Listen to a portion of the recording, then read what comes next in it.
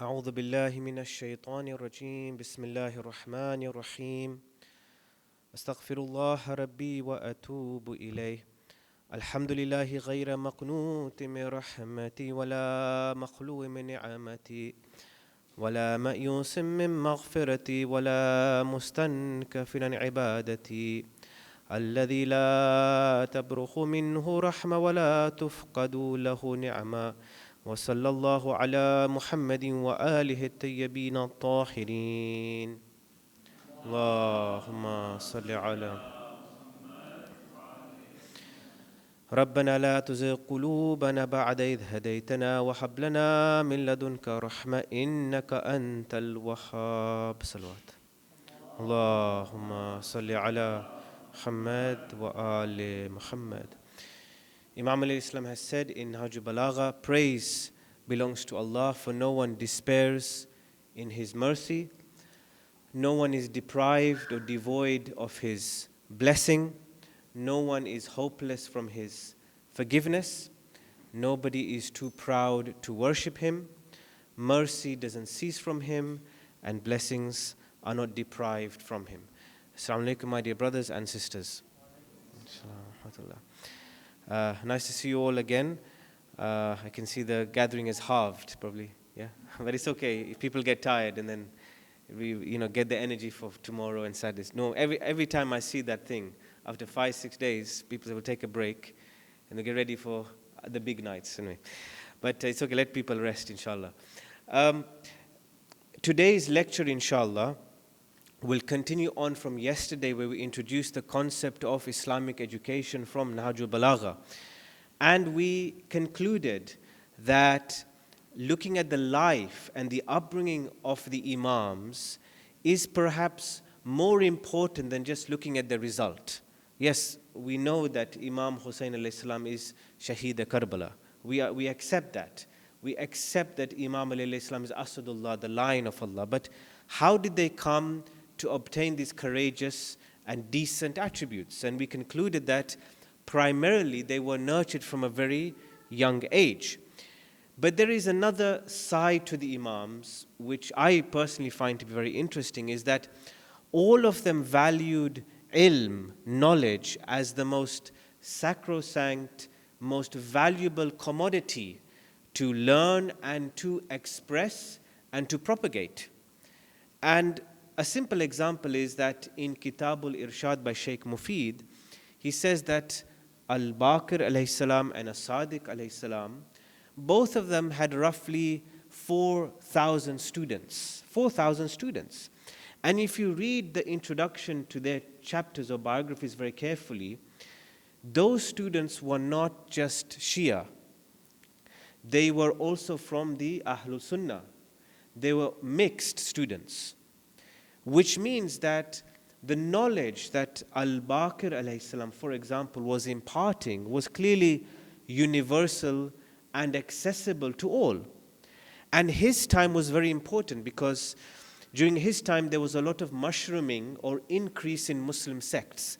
The Khawarij were still there, although they started in Imam Ali's time, the Khawarij were still there. You had the roots of the Mu'tazila there as well, those who believe very much in a more rational interpretation of Islam. You of course had Shia, you had Sunni, you had Zaydis, you had all of these sects there. So how did the Imam manage to teach to all of these people? I mean, here we have a very diverse crowd, and I feel the challenge of trying to appeal to all ages, all denominations, all cultures. But here you also have different sects. This is quite a challenge, which means that the knowledge of the Ahlul Bayt alayhimus salam was not just restricted to the Shia. And sometimes we do make that mistake today in the way that we hold majalis and the way we talk about our Imams.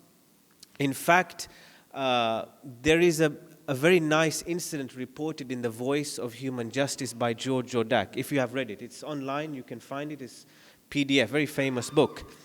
And one of the European ministers meets a Muslim at a very big international event, and he's describing this. George Jordak, by the way, was a Christian, a Lebanese Christian, but he wrote on Imam Ali, one of the first sort of biographies of Imam Ali alayhi Islam in recent history.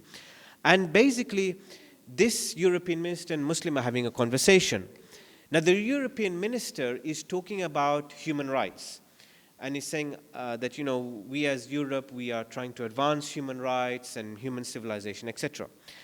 So the Muslim gives a very typical response. And he says, all of this stuff that you're talking about, human rights, we already have it. We have it in Nahj al-Balagha. Imam Ali has already discussed this, right? So the European minister says, that's very wonderful of you. So he says, what are you doing with it? He says, well, the letter 53 of Nahj al-Balagha is in a plaque in the United Nations, which it is, by the way, right? So the letter 53 to Malik al-Ashtar, which talks about how to run a government and society and discusses rights, is framed in a plaque in the United Nations. So this European minister says, this is the difference between us and you Muslims.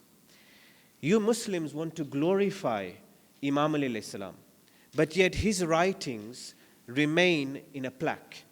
Whereas we have implemented the words of Imam Ali alayhi salam in our society.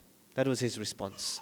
Now, if you look carefully at recent history, I'm not talking about early history. In early history, you can talk about the advancement of rights of the Prophet, of Imam Ali. You can talk about the discoveries and advances made by Khaji Nasruddin Tusi and Ibn Sina and all these wonderful people. But if you look at since the collapse of Ottoman Empire, let's say about 17th century onwards, so let's say the last 3 to 4 centuries, if you look at the moral progress within European and Western societies, now the progress here I'm talking about is internal within the society. Like, for example, dignity of a woman, okay? Standing in a queue, I'm talking about simple things. Traffic rules, right? Rights of employees, right? Racism at the workplace. Modern slavery, as you all know, people being trafficked and child forced labor. The advances made in those categories which relate to human rights is significantly more than Muslim countries themselves. And that is a recent historical fact. If you read any report, you look at rights in Saudi Arabia, Bahrain, Iraq, Pakistan, parts of Africa, Malaysia, you will find a common theme. And that common theme is that the dignity of the individual is not respected. They are either forced to wear certain things. They either, for example, a woman cannot leave the house, or minorities don't have rights. For example, Shias in Bahrain are amongst the most discriminated groups in the Middle East. The same thing occurs in Saudi Arabia. Okay? So within Western societies, there is at least a respect for different minorities. That is not to say that Western societies are perfect. They're hypocritical and duplicitous in their human rights policies. They will at one instance bomb Iraq, okay, or bomb Yemen in the name of human rights and democracy and kill people, but at the same time act as if within their own societies they are the flag bearers of human rights. So I'm not trying to tout or praise Western societies, but as somebody born in the United Kingdom, as a proud British Shia Muslim, and I know the colonial history of Britain, one thing I can definitely say is that, and I can't speak of US, you can more than me, but I'd rather, if I have a problem, right, if somebody has done me injustice, right, or some crime has been committed against me, I'd rather go to a British court than a Muslim court. Anytime. Why? Because I know there's such a thing as the rule of law in British society. And that is why I respect my country, right? I can criticize the country in my university, in my seminars, in my lectures. I can do everything, and I'm not going to get executed, okay? I'm not going to be put in jail like I would do in Egypt. In Egypt, you'll be put in jail if you're part of Muslim Brotherhood, if you do anti-government protests. But in the US and in the UK, you can protest against the government without necessarily being put in jail, right? And the reason I'm sharing this with you is a simple thing. Because it appears to me, and amongst recent writers, that whilst we have these pearls and gems within Nahju Balagha or Risalatul Hukuk, these beautiful books that we have not necessarily advanced the Imam's thought for our contemporary problems. It's one thing to glorify Imam Ali alayhi salam. It's another thing to implement his thoughts. Salawat.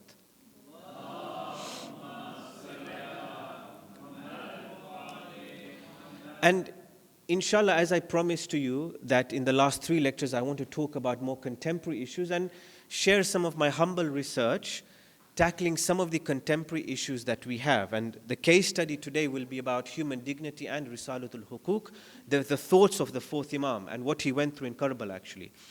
But we have to appreciate the contemporary trends that are happening today. And let me share with you 2. There is a writer called Saeed Raza Amali. He has written 4 books with his team, which is published in the United Kingdom. You can buy it here. And it's known as Bibliographical Discourse Analysis, the Western Academic Perspective on Islam, Muslims and Islamic Countries. Now in those 4 volumes, you only have to read the first one. He, with his team, analyzes 23,872 items of books, journal articles, newspapers, magazines, etc. from 1949 to 2009, all looking at one thing. How are these books and journal articles and writers writing about Islam? So he analyzes 60 years worth of books within Western libraries and universities, right?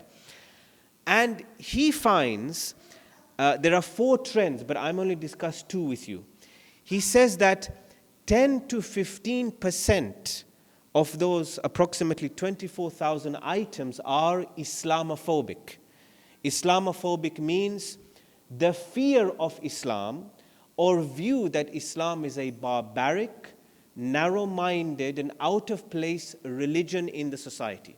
He says that about 10 to 15% of books that you find in the library will be Islamophobic. That is one figure I'm giving you. Then he says approximately 40% or more will be Islamoromic. Islamoromic means when writers write about Islam from the Western perspective, not looking at, for example, Nahju Balagha or some of our original sources, they will look at it through their own lens. So it's a very simple example. They might say that, well, the Prophet, peace be upon him, was a wonderful statesman, but whether he received a revelation is questionable. Because they don't believe in wahi and spirituality, they will say, well, and just to quote you, because this is from an actual encyclopedia, they'll say, well, the Prophet one evening or one night overcame with some anxiety and distress and had a psychological breakdown and thereby received some words which he began to express in society. You see that? So they will look at the Prophet through a very secular lens. They won't appreciate that we have a spiritual dimension. Now, if you take this figure together, let's say you have 65% of books in libraries, in universities, and online, where people are accessing those books, but not necessarily getting the correct or fuller picture of what Islam is. And maybe you can try this out. I'll try it here. I did this in New York. I'm surprised I wasn't arrested. So, by the way, this is recorded, but in the university I don't record my lectures for reasons that there could be some criminal investigation. Because you share stories about what happens when you are young, what you did in school. So I share this with my students. So I'm doing a PG rating here. Okay. So I went anyway. 2 years ago I went to New York, right? And I went to the New York Public Library, famous library, right? So I didn't have a pen or paper. So what I did was I went with my phone and I probably scouted about 50, 60 shelves and I took pictures of every single book, as much as I could find, that was written on Islam. So I was going around the library, probably people seeing me, and taking pictures of every single book, which I still have there on my phone. And I noticed 2 very important things. Number one, most of the books were written by Western or European writers, not Muslims. Now, I'm not saying that Western and European writers are bad or wrong. No, I've learned a lot from them. But you need a balance. You also need Muslim writers writing from original sources, like Shia Muslim examining Nahjul Balagha as an example, right? So 90% of the books were by Western writers. Number two, the European or American writers that wrote about Islam in classical history books were saying very similar things. They were saying that Britain would be very, very advanced, which in some respects is not true. Brexit is proof, all right? And two, they also said that Islam would remain very barbaric, which is not completely true because they failed to appreciate the advances that we gave civilization. If it were not for Ibn Haytham, we would not have glasses, we would not have optometry. If it was not for Jabir ibn Hayyan, the student of Imam Sadiq al-Islam, we would not have advances in mathematics, algebra, and chemistry. So these writers clearly did not look at some original sources. So what Sayyid Raza Amali is saying is true, that we have this huge challenge before us of people automatically thinking that we are barbaric, we are terrorist, and we are out of place in the civilization and have nothing to contribute. Nothing to contribute. And this is coming to my original point. What do Muslims have to offer society today? Apart from being good in our jobs and creating centers and catering for our needs, what advances are we making in the society? Now, I'm not talking about advances in our own sciences like fiqh and tafsir and usul al-fiqh and falsafa and all these things. What human contributions are we making that are going to benefit the society? What ideas are we obtaining from Qur'an or Ahlul Bayt that could be universal? That people could say, well, Islam is solving my problem. So these are two trends. And a third one. The third one is about spirituality. In a book by Astin and Astin called Spirituality in Higher Education, they actually examined 14,527 students across 136 colleges in the whole of the USA. So they went around every college and campus and they asked one very simple question. Do you find spirituality to be important? And I was surprised by these figures. They said that 74% of students want to find meaning and purpose in life. 74% of students. Then they said that 81% of faculty members considered themselves as spiritual. And finally, 69% actively sought opportunities in their college for them to be spiritual. So it appears in the USA that there is a yearning for spirituality. And perhaps that is why Rumi is the most widely read poet in America. That is why the number of converts to Islam are very high in this country. Because there seems to be an openness in finding spirituality. So what does that tell us? It means we have two challenges. One is Islamophobia, trying to counteract this narrative given by Western media that we are barbaric, and two, solving the problem of finding meaning and purpose in our lives. Salawat, please.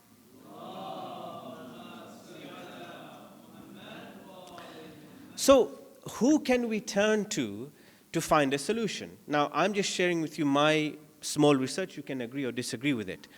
If you look at our fourth Imam, Imam Zainul Abidin alayhi salam, Allahumma salli ala. If you look at his imama, it was a very restricted imama or leadership. He didn't have this freedom to educate people as fifth and sixth Imam did. When you say that fifth and sixth Imam had 4,000 students, well, we don't really know how many students Imam Zainul Abidin alayhi salam had, but clearly it was significantly less. He was sick during Karbala, ill, that he could barely come out of the tent and defend his father. And he then had to remain back to continue on the imamah. Number three, he was beaten, he was tortured, he was enslaved, and he was imprisoned We all know that he was in chains when he was taken from Karbala to Kufa, eventually to Sham. Now, during this period, can you imagine a young man in his 20s not being able to express his right of leadership bestowed upon him by his beloved and martyred father? Look at the restrainment he's under. Number two, the Yazid government at that time was in its ascendancy. Yazid ibn Muawiyah felt very successful. He had just killed Imam Hussain alayhi salam. So he was arrogant, full of pride. He was imprisoning these people. So imagine how quiet Imam Zainul Abidin alayhi salam had to be to express his imamah. How did he do it? He did it through As-Sahifa Sajjadiyah, the book of Sajjad, known in English, translated by William Chittick as the Psalms of Islam. Now, these adiyah or supplications didn't just come in a book. According to some scholars, it was first transmitted as one dua only in an old folio or notebook. That is why it is known as As-Sahifa, a very old notebook. It was given to Al-Baqir alayhi salam and others, and then later transmitted. So this As-Sahifa that we have of many du'as and munajat only started off as one dua. Now you can imagine, let's imagine that we are living in Imam Zainul Abidin's time. Who do we go to for advice?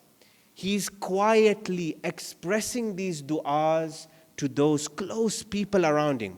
So for example, you have Dua Makarimul Akhlaq, right? Dua Makarimul Akhlaq, which talks about ethics and cultivation of morality.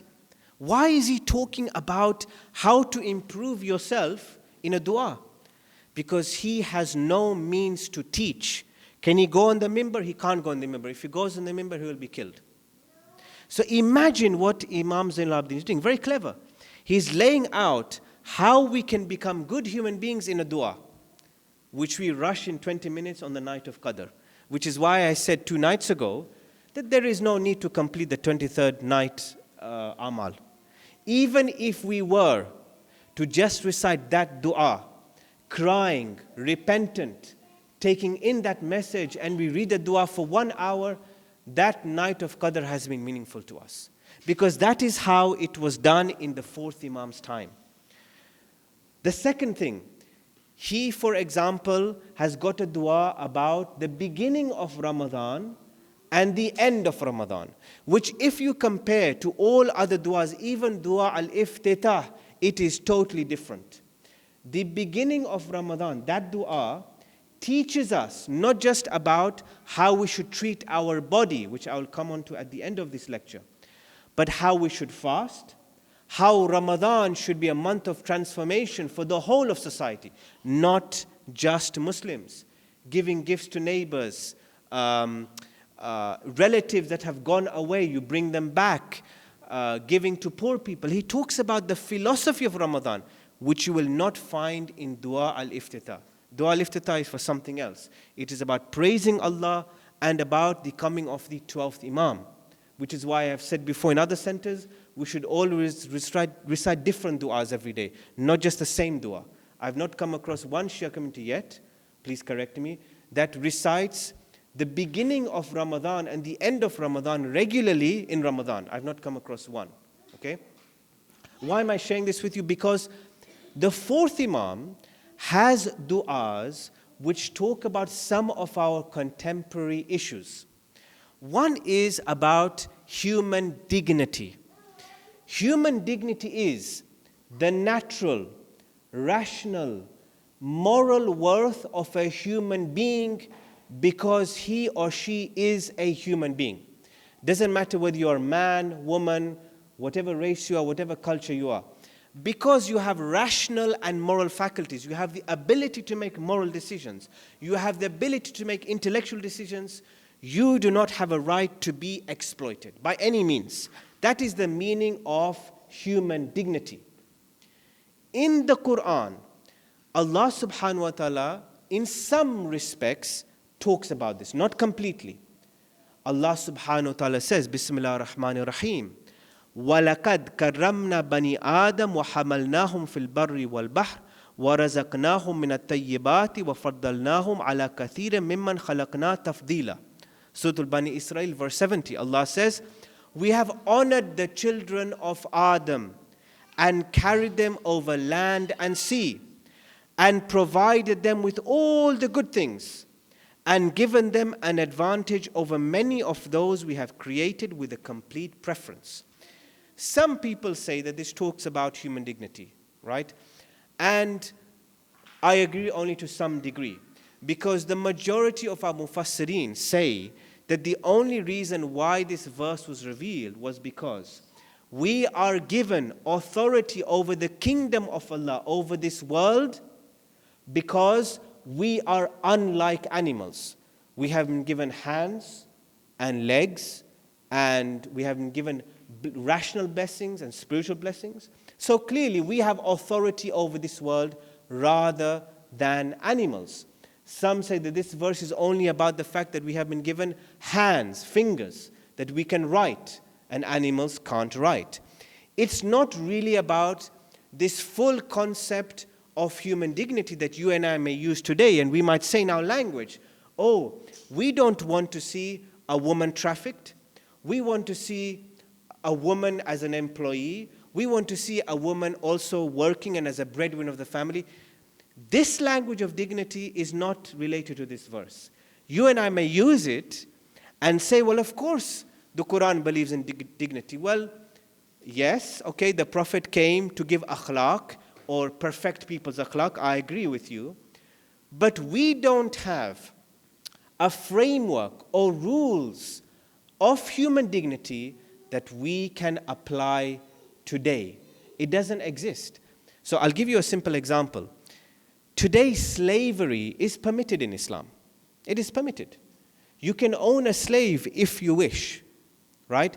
If you want to expiate or remove your qada or your kafara, okay, fast that you have missed intentionally, you can free a slave. That is there within fiqh. You can fast for 60 days, you can feed a certain number of people, or you can free a slave. So that means today, if you can say slaves exist and I go and free a slave, then my kafara is done. My intentional fast that I've missed are done. You can still own a slave because there is no ruling as such that says that slavery is forbidden. It is discussed, but there is no movement or rulings which say that slavery is haram, which requires another discussion to go into why. But I'm sharing this with you to tell you that when it comes to dignity, there are certain areas where we still need to reinterpret as to why we may allow slavery. Now, yes, releasing slaves is good. Treating people is good.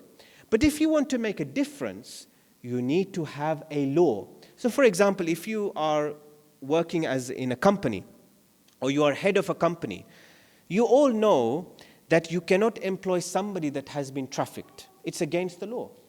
You cannot discriminate against a woman or against people of color, people who are white, whatever. You can't discriminate your employees. Now, that element of discrimination is there because the state has told you don't do it. Now, if there was no law, maybe you would discriminate. Maybe our cultural and racial superiority would come. And that is why laws against discrimination came. But when it comes to our interpretation of these principles under Islam, we have yet to formulate laws to combat discrimination or to combat modern slavery. And my argument is, we have these principles. Our imams have these beautiful principles. But what I am saying is we have not come up with rules to counteract these things. Salawat. And on two examples from our fourth Imam himself. In dua number 1 of As-Sahifa Sajjadiyah, the fourth Imam says that we should praise Allah subhanahu wa ta'ala. Why? Because وَلَوْ كَانُوا كَذَلِكَ لَخَرَجُوا مِنْ حُدُودِ الْإِنسَانِيَّةِ إِلَى حَدِّ الْبَهِيمِيَّةِ. He says that the reason we should praise Allah and thank Allah is because He has given us humanity. Had such been the case, if we had not been given the ability to praise Allah and understand Him and have this concept of reflection, we would have left the bounds of humanity that He created us with, insaniya, and we would have gone into beastliness, bahimiyya. Bahimiyya means animality and beastliness. Now imagine what the fourth Imam is saying. Allah created us with the ability to praise and thank Him, and He created us with insaniya, humanity. In one of our earliest sources, the fourth Imam is talking about humanity as opposed to animality and beastliness. Why? Because He was treated like an animal. He was treated like a beast. Sakina was treated like an animal. The children of Karbala were treated like animals. This is the value of the fourth Imam. Yet today, we have no rules prohibiting slavery. We have no rules that discuss modern slavery. We have no rules in Islam. And I don't say Islam, I'm saying the interpretation of Islam. We have no rules in the interpretation of Islam that deals with the discrimination of women even within marriage. Even within marriage. Okay? If a woman is a breadwinner in the family or equally providing, then there's a discussion to be had whether she also should contribute nafaka in the family or for the man, to help the man. If we say that the woman has a dignity and responsibility and can earn, then she also has perhaps a responsibility to also uphold the financial maintenance in the society and also make intellectual decisions within the household. Because it is a plain fact that women work, that women are now perhaps equal contributors or more contributors than men. So shouldn't we also have rules to discuss their dignity and their responsibility inside and outside the household? But we can get a clue. Because if the fourth Imam is saying that every one of us has a humanity, then every one of us has a right to be treated with some level of dignity and responsibility. Salawat.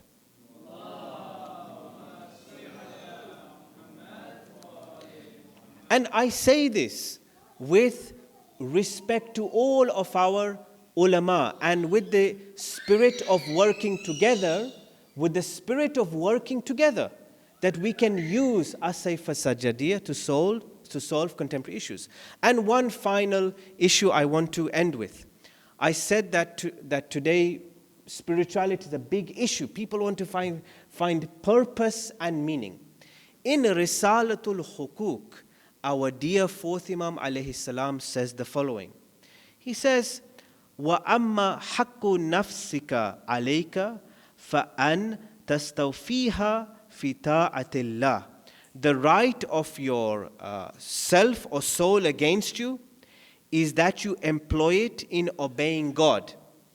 And then he says that your lisanika haqqahu. Okay, he mentions wasam'ika haqqahu. He mentions bodily parts. He says your lisan, your tongue, has a right over you. Your hearing has a right over you. Your sight has a right over you. Your hand has a right over you. Your leg has a right over you. Your stomach and your private part has a right over you. And you must seek help from God in how you use all of these organs. Right? Now, he's basically talking about the dignity of the soul and the body. He's saying that if Allah has created us in this way, are we to behave like animals? And I use this hand for stealing, and I use this tongue for backbiting, and I use my stomach just to eat up food wherever I want and be greedy? Do I use my eyes to see unlawful things? Animals may do that, but not human beings. Now, what I'm sharing with you, this statement has not been used by Muslim scholars to try to come up with a framework of education to teach our youngsters and ourselves how to respect their bodies. Could you imagine if you taught a 5-year-old, a 7-year-old, a teenager, even an adult, of how to respect their organs, right? You teach them from a young age, look, what are you going to do with your hand? What are you going to do with your tongue, right? Even our prophets were very conscious of their behavior. Our prophet, according to Shaykh as-Saduq, rahimahullah alayh, when he used to come in a gathering, he used to sit like a slave. When he used to eat with slaves. So he was very conscious of his body. When he used to come into a gathering, he never used to sit at the front, never.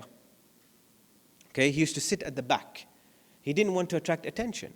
He never used to wear grand clothes, right? Hopefully, if I'm invited next time, I don't have to give lectures in this. I can give lectures in nice suits, normal clothes. Because this dress is a cultural dress, okay? So the Prophet never used to dress in a way to attract attention to himself. Now, they were very conscious of how they sat and behaved. Now, can you imagine if you developed an educational framework where we are teaching youngsters the concept of dignity through their bodily organs? And it is not that far-fetched. You could even put this in a corporate and commercial environment. Now, I've gone through these, sorry to say, maybe you disagree with me, I've gone through these useless corporate trainings where they, 360-degree evaluation, and they say, how did you do, and are you working well with your team, and you need to work on this, and yeah, okay, all this stuff. So if 360-degree evaluations through teamwork and leadership development training are not far-fetched, why can't you teach people how to be content and calm and self-reflective and how to talk through this framework of our fourth Imam? It's easily accessible. And people don't have to believe in God either, because they are just understanding the dignity of their body. This is my humble and small contribution to you of how we can universalize the fourth Imam's teachings to tackle contemporary problems like slavery, but also contemporary problems like spiritual education. Salawat, please.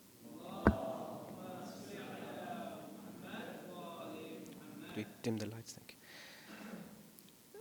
Today that I have mentioned our beloved fourth Imam alayhi salam, it is painful not just to recount how he was treated, but painful and tragic because in front of me and online, everywhere, we have these gems.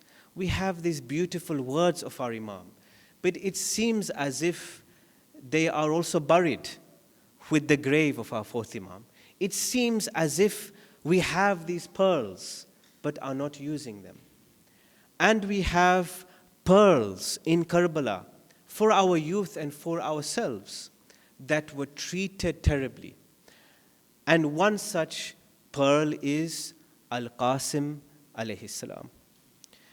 Qasim, we have said that death is sweeter than honey in response to his uncle Al-Hussein alayhi salam. But what is not always recounted is, whilst we praise Qasim for this wonderful statement, how do we think his uncle is feeling? Imam Hassan is not there, and Imam Hussein is treating Qasim now as his son. He is responsible for Qasim. He is responsible for what Imam Hassan has given him. Imam Hussein hears this response, and now he's at a crossroads, because now he realizes that somebody that is a teenager has realized the dignity of death. Now what does he do? Does he say, no, Qasim, you cannot defend me? And then he's not respecting the dignity of Qasim. Or does he say, Qasim, you are so honorable that you are deciding to go to the battlefield for me, your uncle. But I am crying in front of you because my brother would be crying. My brother would be crying if his son would be killed and severed to bits. Qasim and Hussein embrace, And he says, I am giving you the hug of your father, and I do not want to let you go, but you have realized death, and it is my duty in front of Allah to respect your wish. According to some reports, when Qasim is going into the battlefield, people say that his face was like the new splinter of a moon because of the way his turban was. The enemies looked at him and they saw this beautiful face. Qasim left the tents of Karbala, and this was the last time they would see this beautiful face of Qasim.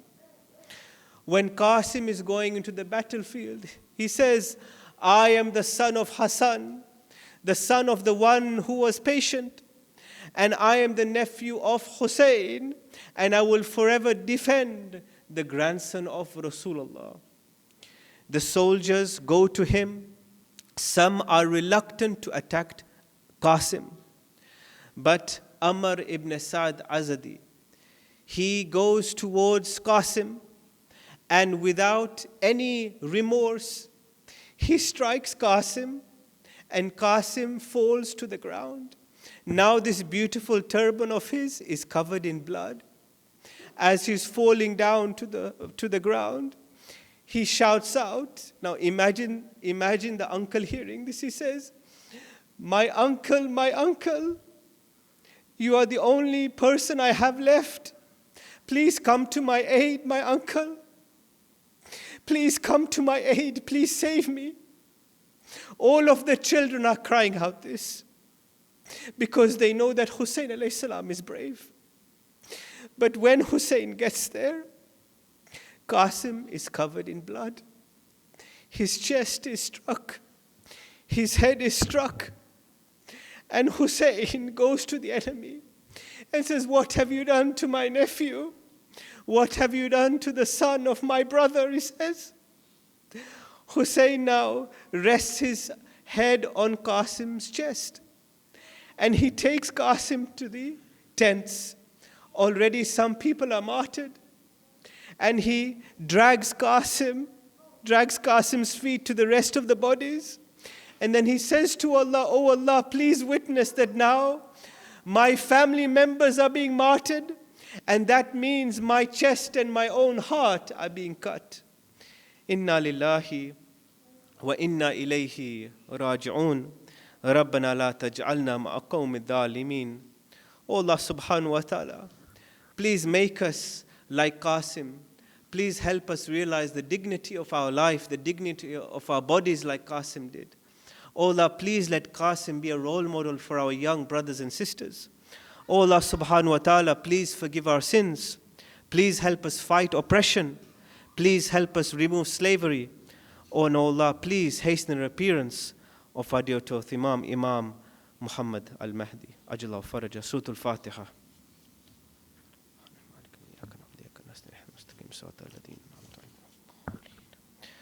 ماتم الحسين يا حسين يا حسين يا حسين يا حسين